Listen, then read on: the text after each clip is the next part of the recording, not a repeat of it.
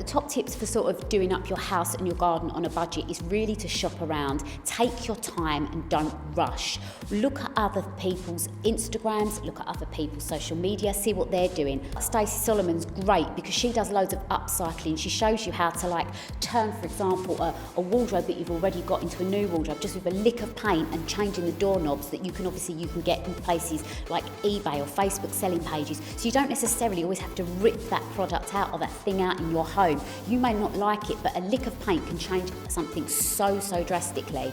Also with the garden, go to garden centres and look for seeds and plant them, because obviously they are so much cheaper than buying plants. You can buy end of seasons, plant them, cut them back, and they'll re-come up for next year. And try and buy plants that continuously reflower each year rather than having to replant each year, because they are expensive. So you may spend more on that shopping trip on that particular plant, but if you've got it for life, again, you saved money.